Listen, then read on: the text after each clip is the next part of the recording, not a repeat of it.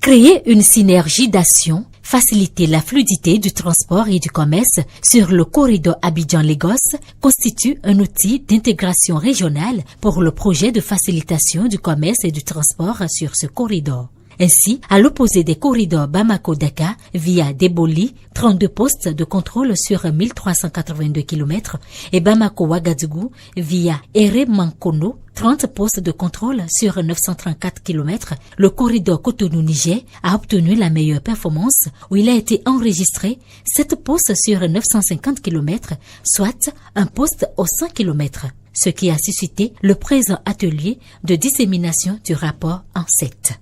Depuis 2017 jusqu'à ce jour, notre pays s'est illustré au premier rang en termes de fluidité qui s'observe sur nos différents corridors.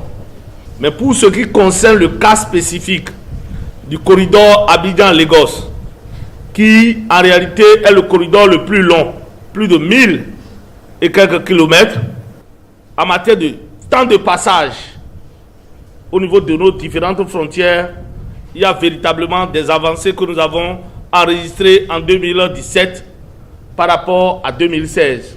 En termes de temps de séjour de marchandises au niveau de notre port ou au niveau de nos ports, il y a eu d'amélioration par rapport à 2016. Seulement que la valeur cible n'est pas encore atteinte. Outre ces avancées, des recommandations ont été formulées à l'endroit du Comité national de facilitation, CNF.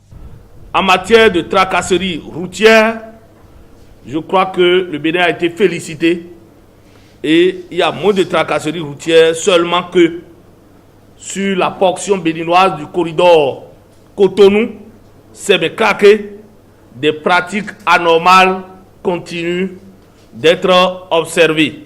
C'est pour dire que la veille doit être véritablement une veille permanente sur cette petite portion du corridor pour faire véritablement de nos corridors des corridors intelligents. Pendant que les transporteurs échangent sur le rapport en 7 du CNF, une activité de renforcement des capacités est organisée à l'endroit des femmes commerçantes sur le commerce transfrontalier. Le ministre du Commerce, quant à lui, a évoqué le cas de Sémé-Kraké.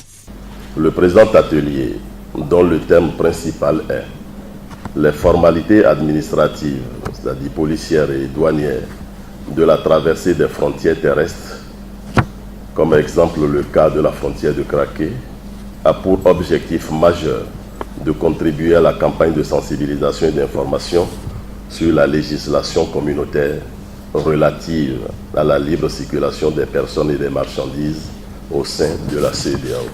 Aussi, voudrais-je vous inviter à une participation active en vue de bénéficier pleinement de tous les avantages de cet atelier. Ces résultats permettront aux décideurs de réduire les barrières physiques et non tarifaires au commerce et au transport sur le corridor Abidjan-Lagos.